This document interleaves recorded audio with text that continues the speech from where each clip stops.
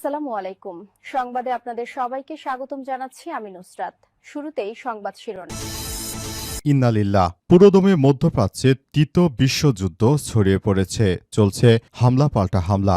ইরানের একই কথা, তারা কোনোভাবেই দখলদার ইসরায়েলি বাহিনী ও মার্কিন যুক্তরাষ্ট্রকে ছাড় দেবে না।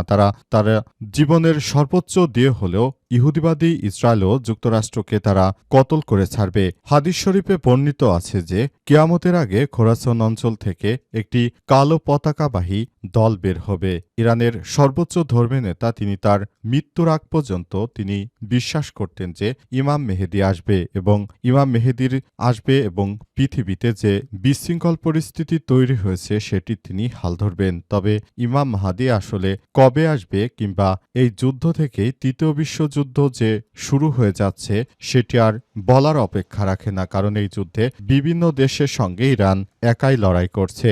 আর এই মুহূর্তে আমাদের হাতে এসেছে এই যুদ্ধের সর্বশেষ গুরুত্বপূর্ণ সবথেকে তাজা আপডেট সংবাদ। প্রথমেই জানাবো, এবার খাইবার এবং ফাত্তা মিসাইল ছুড়ল ইরান। আলহামদুলিল্লাহ, দখলদার ইসরায়েলের বিরুদ্ধে এবার সর্বপ্রথম সব থেকে বড় ৩০ টন ওজনের খাইবার ফাত্তা মিসাইল ছুড়েছে ইরান। দখলদার ইসরায়েলের বেনগুরিয়ন আন্তর্জাতিক বিমানবন্দরকে গুড়িয়ে দেওয়া হয়েছে এই মিসাইল হামলায়। সবকিছু শেষ হয়ে গেছে ইহুদিবাদী ইসরায়েলিদের। ইসরায়েল যে আশা নিয়ে তারা ইরানে হামলা করেছিল সেটি ধূলিসাৎ হয়ে গেছে। তারা কোনোভাবেই আসলে ইরানের কোনো ক্ষতি তো করতে পারেনি, বরং আরও নিজেদের ক্ষতি তারা করে ফেলেছে। ইতিমধ্যেই তারা নিজেদের ক্ষতি করে ফেলেছে এবং নিজেদের বিভিন্ন স্থাপনা একদম গুড়িয়ে দিয়েছে ইরানের সশস্ত্র গোষ্ঠী এবং ইরানের সেনাবাহিনী, আইআরজিসি, ইসলামী বিপ্লবী গার্ড বাহিনীর সদস্যরা। একে একে প্রতিনিয়ত এত ব্যাপক হারে হামলা চালানো হচ্ছে যে ইহুদিবাদী ইসরায়েল একরকম বিপাকে পড়েছে। তারা কোনোভাবেই প্রতিরোধ গড়ে তুলতে পারছে না। যুক্তরাষ্ট্রের সর্বশক্তি দিয়েও তারা ইরানের মিসাইল ঠেকাতে পারছে না। এরপর জানাবো, সৌদি এবং কুয়েতের মার্কিন ঘাঁটিতে আবারও হামলা করল ইরান। আলহামদুলিল্লাহ, মুসলিম বিশ্বের যে দালাল রাষ্ট্রগুলো রয়েছে তাদেরকেও চরম শিক্ষা দিচ্ছে ইরানের ইসলামী বিপ্লবী গার্ড বাহিনী। এরই ধারাবাহিকতায় আজ মধ্যপ্রাচ্যে সৌদি এবং কুয়েতে ব্যাপক মিসাইল হামলা করা হয়েছে। হামলায় এই দেশগুলোর অবস্থা খুবই খারাপ আকার ধারণ করেছে। এদিকে ইরানের ভয়ে পিছু হটল মার্কিন রণতরী ইউএসএস আব্রাহাম লিঙ্কন। মার্কিন যুক্তরাষ্ট্রের প্রায় $7 বিলিয়ন মূল্যের বিমানবাহী রণতরী মধ্যপ্রাচ্যে নিয়ে এসেছিল তারা ইরানকে ভয় দেখানোর জন্য। তবে ইরানের ড্রোন হামলায় এই বিমানবাহী রণতরীতে আগুন ধরে যায়। তারপর সেই বিমানবাহী রণতরী নিয়ে তারা মধ্যপ্রাচ্য ছেড়ে পালিয়ে গেছে। বর্তমানে ইরানের অবস্থা অনেক উন্নতির দিকে, কারণ তারা যেভাবে একে একে আক্রমণ করছে ইহুদিবাদী ইসরায়েল ও যুক্তরাষ্ট্র একরকম বিপাকে পড়ে গেছে। এবারে জানাবো, কুয়েতে মার্কিন ঘাঁটিতে ইরানের ব্যাপক ড্রোন হামলা। আলহামদুলিল্লাহ, মুসলিম বিশ্বের আরেকটি দালাল রাষ্ট্র কুয়েতেও ব্যাপক আকারে ড্রোন হামলা চালিয়েছে ইরানের আইআরজিসির সদস্যরা। ইসলামী রেভলিউশনারি গার্ড বা আইআরজিসির সদস্যরা তারা আবারও ব্যাপক আকারে হামলা চালিয়ে সবকিছু তছনছ করছে। এবং সর্বশেষ জানাবো, খামেনির স্মরণে ইরান জুড়ে শোক মিছিল। গণহত্যাকারী দখলদার ইসরায়েল এবং তাদের সহযোগী যে রাষ্ট্র রয়েছে এদের বিরুদ্ধে এবার মাঠে নেমেছে সাধারণ মানুষেরা। তারা জানিয়েছে যে আমরা দখলদার ইসরায়েলি বাহিনী এবং এদের যারা সমর্থনকারী রয়েছে এদেরকে ছাড় দেব না। তাই সাধারণ মানুষ আয়তুল্লাহ আলী খোমেনির জন্য সবাই মাঠে নেমেছে। তার মতো একজন বিজ্ঞ আলেম, মুসলিম বিশ্বের জন্য অনেক বড় সম্পদ ছিল, কিন্তু তাকে হত্যা করে শুধু ইহুদিবাদীরা চুপ করে থাকেনি। তারা পুরো মধ্যপ্রাচ্যে জুড়ে যে আগুন লাগিয়েছে এ আগুনের রেশ বাংলাদেশকেও পোহাতে হতে পারে। প্রিয় দর্শক, এতক্ষণ শুনছিলেন সংবাদ শিরোনাম, এবারে বিস্তারিত। তবে তার আগে বন্ধুরা অনুরোধ থাকবে এই সংবাদটিতে একটি লাইক দিন। এই চ্যানেলে আপনি নতুন হয়ে থাকলে আমাদের সংবাদটি দেখতে দেখতে চ্যানেলটি সাবস্ক্রাইব করে রাখুন। কমেন্ট করে বন্ধুরা আপনার মূল্যবান মতামত জানিয়ে দিন আপনি বিশ্বের কোন দেশ থেকে বা বাংলাদেশের কোন স্থান থেকে আমাদের সংবাদটি দেখছেন এবং শুনছেন। আর বন্ধুরা, সংবাদটি আপনার সোশ্যাল মিডিয়া ফেসবুকে শেয়ার করে বন্ধুদেরও দেখার সুযোগ করে দিন। গাজা যুদ্ধে আপনি যদি নিরীহ ফিলিস্তিনিদের ভালোবেসে থাকেন, কমেন্টে ইয়েস লিখে পুরো বিশ্বকে জানিয়ে দিন। এবারে বিস্তারিত। এবার খাইবার এবং ফাত্তা মিসাইল ছুড়ল ইরান। আলহামদুলিল্লাহ, গণহত্যাকারী ইসরায়েল এবং তাদের সহযোগী যুক্তরাষ্ট্রকে যৌথভাবে ইরানের হামলা চালিয়ে পুরো মধ্যপ্রাচ্যে আগুন লাগিয়ে দিয়েছে। গত ২৮শে ফেব্রুয়ারি ওই আগ্রাসন শুরুর পর হাতে মুষ্টি ছেড়ে দিয়েছে তেহরান।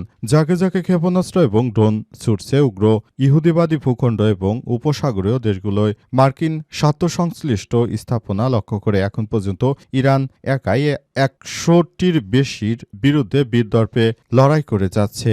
এবার নতুন নতুন প্রজন্মের অস্ত্র বের করতে শুরু করেছে ইসলামী প্রজাতন্ত্র ইরান। ইরানের Islamic revolutionary guard corps IRGC operation true promise 4-এর ২২তম ধাপ শুরু করেছে। খোররাম শহর ৪, খাইবার এবং ফাত্তা ক্ষেপণাস্ত্রের একটি বিশাল বহর দিয়ে মধ্যপ্রাচ্যে ইসরায়েলে এই হামলা করা হয়েছে।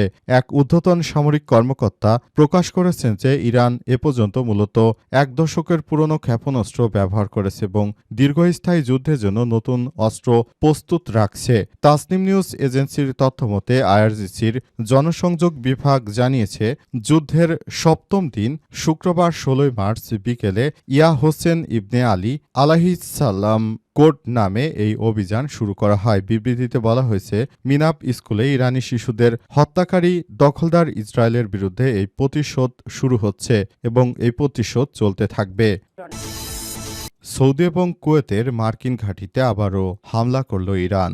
গণহত্যাকারী ইসরায়েল এবং মার্কিন যুক্তরাষ্ট্রকে শিক্ষা দেওয়ার জন্য আবারও সৌদি আরব এবং কুয়েতের মার্কিন ঘাঁটিতে হামলা করেছে ইরান। ইরানের পক্ষ থেকে জানানো হয়েছে যে পুরো বিশ্বজুড়ে যখন নতুন করে একটি বিশ্বযুদ্ধ বাঁধিয়ে দেওয়ার পায়তারা করছে এই দখলদার ইসরায়েলি বাহিনী এবং যুক্তরাষ্ট্র, এদেরকে চরম শিক্ষা দেওয়ার জন্য আমাদের এই কার্যক্রম চালিয়ে যেতে হবে। সৌদি আরবের পক্ষ থেকে আরও বলা হয়েছে যে মধ্যপ্রাচ্যে যে আগুন জ্বালিয়ে দিয়ে গেছে ইহুদিরা, সেই আগুনে এখন আমাদেরকে পড়তে হচ্ছে। আর ইরান জানিয়েছে যে ইহুদিদের সঙ্গে পবিত্র কোরআন শরীফেই আল্লাহ পাক জানিয়েছেন যে তোমরা ইহুদি খ্রিস্টানদের সঙ্গে বন্ধুত্ব করো না, কিন্তু সৌদি আরব সেই ইহুদি খ্রিস্টানদের সঙ্গেই বন্ধুত্ব করেছে। এখন তাদেরকে শাস্তি পেতেই হবে। কারণ হিসেবে বলা হচ্ছে যে শুধুমাত্র তারা ইহুদিদের সঙ্গে বন্ধুত্বই করেনি, বরং তারা ইহুদিদেরকে তাদের ঘরের ভিতর থাকার জায়গা করে দিছে। অর্থাৎ মার্কিন রাষ্ট্রের বিভিন্ন ঘাঁটি সৌদি আরবে রয়েছে, সেই ঘাঁটিগুলো ব্যবহার করে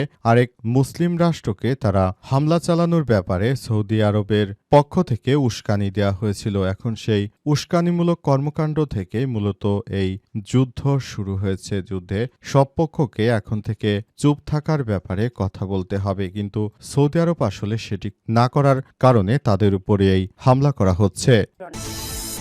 ইরানের হামলায় পিছু হটল মার্কিন রণতরী। আলহামদুলিল্লাহ, দখলদার যুক্তরাষ্ট্রের একটি বিমানবাহী রণতরী ইউএস আব্রাহাম লিঙ্কনের উপর ড্রোন হামলা করা হয়েছে ইরানের পক্ষ থেকে। এই হামলার পরই ভয়ে এডেন উপসাগর ছেড়ে মার্কিন যুক্তরাষ্ট্রের এই বিমানবাহী রণতরী এখন ভারত মহাসাগরের দিকে ইরান থেকে প্রায় ১,০০০ নটিক্যাল মাইল দূরে অবস্থান করছে। সেটি মূলত হরমুজ প্রণালী দখল করতে গিয়েছিল। তবে ইরানের এই ড্রোন হামলায় সেখান থেকে দ্রুততম সময়ের মধ্যে পালিয়ে আসতে হয়েছে মার্কিন যুক্তরাষ্ট্রের এই বিমানবাহী রণতরী বা এয়ারক্রাফট ক্যারিয়ারকে। এই এয়ারক্রাফট ক্যারিয়ারে একটি ভিডিও ফুটেজে দেখা গেছে যে সেখানে সরাসরি ইরানের পক্ষ থেকে হামলা করা হয়েছে। হামলার পর মূলত পুরোপুরি সেখানে নতুন সমস্যার সৃষ্টি হয়। তারপর সেখান থেকে ওয়াটার ক্যারিয়ারটি দ্রুততম সময়ের মধ্যে মূলত পালিয়ে আসতে হয়েছে তাকে। এই ঘটনার পরই প্রমাণ হলো যে ইরানের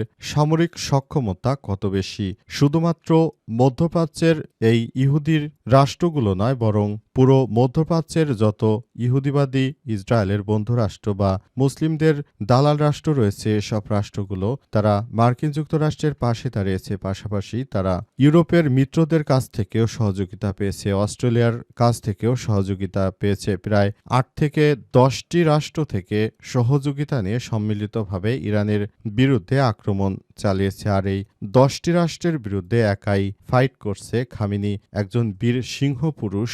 তিনি তার বাহিনী একাই লড়াই করে যাচ্ছে এসব মুনাফিকদের বিরুদ্ধে। এদের বিরুদ্ধে আসলে জয় হবে কি ইরানের পরাজয় হবে সেটি বড় কথা নয়, বরং আয়াতুল্লাহ খামেনি তিনি লড়াই করেই মারা গেলেন একজন সিংহ পুরুষ। তিনি যুগ যুগ ধরে মানুষের অন্তরে বেঁচে থাকবেন।